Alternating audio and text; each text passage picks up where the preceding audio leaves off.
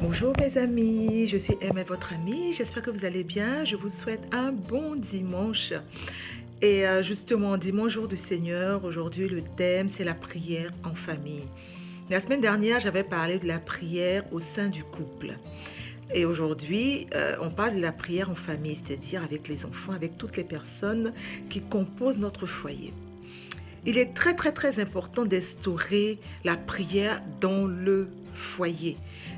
Tous les membres de la famille doivent y être invités. Comment est-ce que ça va se passer alors? C'est vrai que moi je suis chrétienne, hein, donc je vais parler de ce que je connais.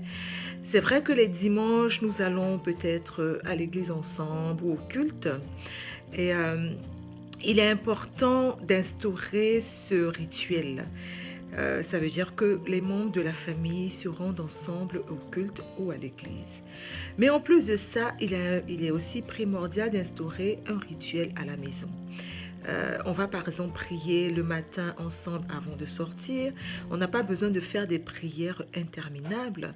On peut peut-être prier lorsqu'on prend le repas avant. Le soir, il est important de faire une prière familiale le soir pour confier la nuit à notre Seigneur, aussi parler de ce qui a été dans la journée, le remercier par des actions de grâce, par des louanges. Donc on peut organiser la prière autour de louanges, autour de psaumes pour les catholiques, autour du chapelet. Pourquoi est-ce que c'est important d'instaurer cela? On habituera ainsi nos enfants à confier leurs soucis à Dieu. On habituera nos enfants à se dire qu'il y a un autre membre de la famille qui est donc en la personne de Jésus, qui est au centre de notre foyer.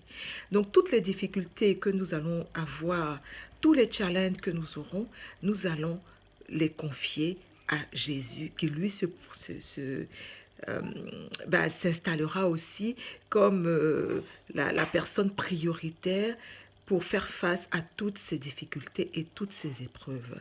C'est une grâce de pouvoir prier en famille. Donc il ne faut pas hésiter à mettre cela sur pied. Donc pendant la prière, on peut aussi intercéder pour les autres. On peut demander à nos enfants, par exemple, à l'école, pour qui est-ce que tu souhaites prier. On peut demander à nos enfants aussi de parler de leurs intentions de prière. Il faut surtout pas être rigide dans la façon de prier. Il y a des prières assez traditionnelles du passé et tout. Quelquefois, ça peut être très rigide. Il faut donner la possibilité à chaque personne, dans ses propres mots, de pouvoir faire sa prière. Et la prière viendra nous unir, unir nos âmes, unir nos cœurs et unir nos volontés, nos envies. On saura ainsi que Jésus est au centre et c'est par lui que tout sera fait, que tout sera possible. Il faut inculquer ça à nos enfants assez tôt. C'est ainsi qu'ils prendront le goût à la prière, de leur montrer aussi de devenir des grands intercesseurs. C'est important. Peut-être qu'il y en aura qui vont me dire, ben, mon mari ne prie pas, etc. Ça sera un autre sujet. Là, aujourd'hui, je parle vraiment d'une famille chrétienne unie autour de Jésus. C'est important. C'est l'une des bases de la bonne marche du foyer. C'est l'une des bases du bonheur au sein du foyer.